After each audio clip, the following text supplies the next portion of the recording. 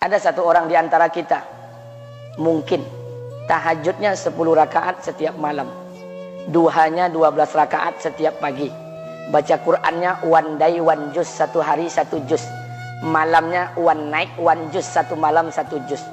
Satu keluarga di antara kita ini puasanya luar biasa Senin Kamis. Satu keluarga berpuasa Senin Kamis. Tak cukup puasa Senin Kamis, dia puasa Nabi Daud. Sehari puasa, sehari tidak, sehari puasa, sehari tidak. Tak cukup dia puasa Nabi Daud, dia puasa-puasa sunnah lainnya. Istrinya nutup aurat dengan sempurna, pakai nikob, pakai cadar, pakai purda, pakai manset, pakai kos kaki. Suaminya 5 waktu ke masjid tak tertinggal takbiratul ula. Anak-anaknya di pondok pesantren hafiz dan hafizah. Tiap pagi berinfak, tak pernah menggunjing orang. Quran terjaga, aurat terjaga, tahajud terjaga, 5 waktu terjaga, duha terjaga, Quran terjaga, puasa terjaga. Sempurna satu keluarga nih, amalnya. Tapi sudah 8 tahun dia tak tengok ayah ibunya. Sudah bertahun-tahun dia tak nyapa kedua orang tuanya. Sudah bertahun-tahun dia tak berhubungan baik dengan ayah ibunya. Sudah berminggu-minggu dia berkelahi dengan ayah ibunya.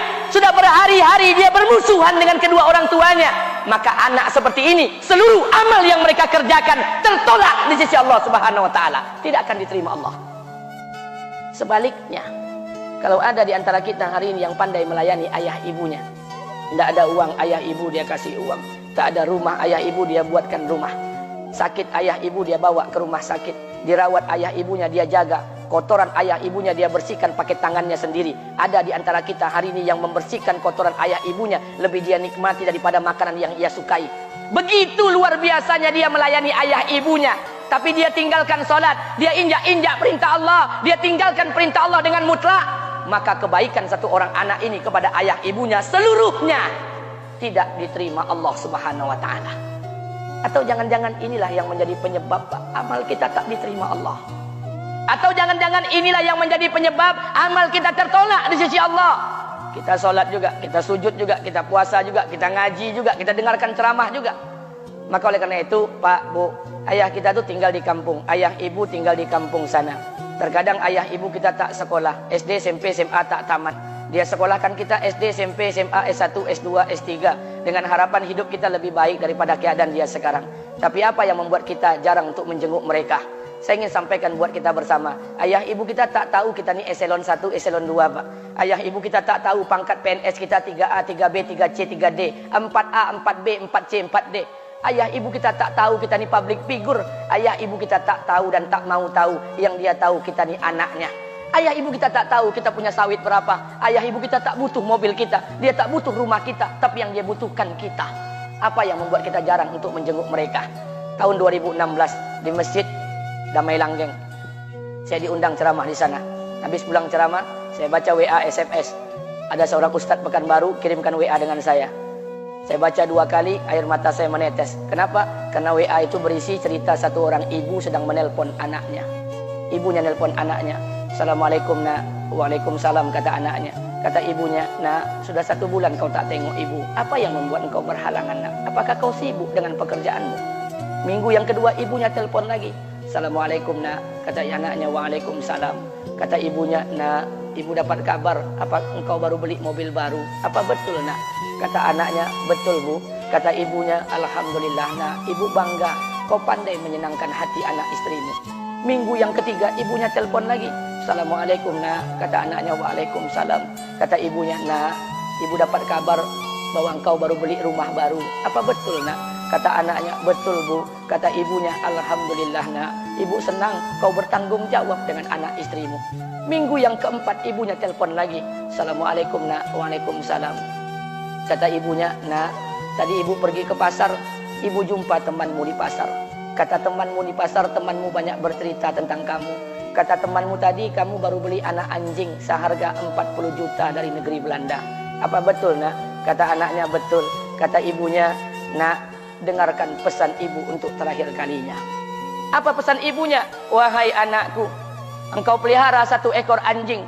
Kau siapkan harga anjing 40 juta. Kau siapkan rumah untuk anjingmu depan rumahmu. Kau jaga anjingmu pagi, siang, dan sore. Kau mandikan anjingmu pagi, siang, dan sore. Kau kasih makan anjingmu pagi, siang, dan sore. Demi Allah nak, dengarkan pesan ibu untuk terakhir kalinya. Apa kata ibunya? Demi Allah nak, demi Allah, Kalau seandainya Allah menciptakan ibu, kalau seandainya Allah menciptakan ibu untuk yang kedua kali di muka bumi ini, nak, demi Allah, ibu tak ingin terlahir sebagai manusia. Ibu ingin lahir sebagai seekor anjing, biar berada depan rumahmu dan melihat wajahmu setiap hari. Ibu kita tak butuh harta kita, Pak. Dia tak butuh uang kita, dia butuh kita. Apa yang membuat kita jarang untuk menjenguk mereka? Pantas hidup kita tidak berkah, pantas rumah tangga kita tidak sakinah, karena hubungan dengan ayah ibu kita rusak selama ini. Masih ada kesempatan, masih yang jauh telepon, yang dekat kunjungi mereka. Demi Allah, kita butuh keberkahan doa mereka.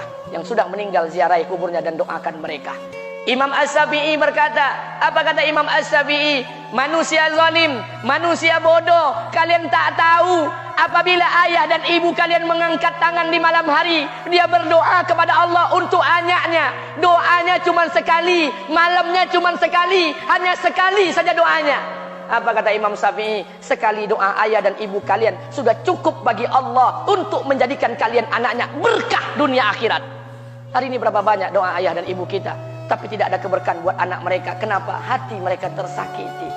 Maka pulang, Pak, cari mak bapak kita. Kita punya rumah hari ini, Bu, kita punya rumah, punya harta, punya uang, punya pekerjaan, punya kekayaan, punya sawit. Kita jadi orang hari ini jadi pegawai bukan kena sarjana kita, Pak. Kita jadi orang hari ini bukan kena otak kita. Kita jadi orang hari ini bukan kena kepintaran kita. Kita jadi orang hari ini jangan-jangan kena keberkahan doa ayah dan ibu kita yang tak pandai tulis baca di kampung sana. Cari mak bapak kita, Pak. Demi Allah, kita butuh keberkahan doa mereka. Apa guna di kehidupan dunia sementara Allah tidak ridho dengan kehidupan kita? Pantas amal kita tertolak di sisi Allah.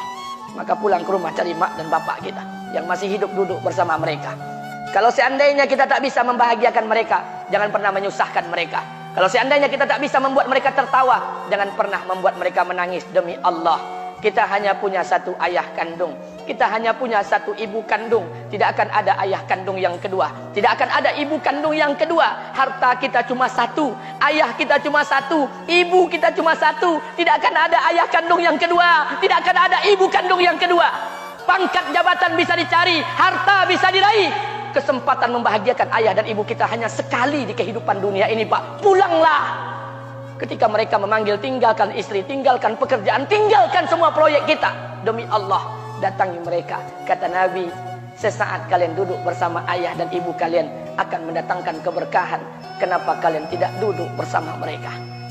Jangan-jangan inilah yang menjadi penyebab amal-amal kita tertolak di sisi Allah.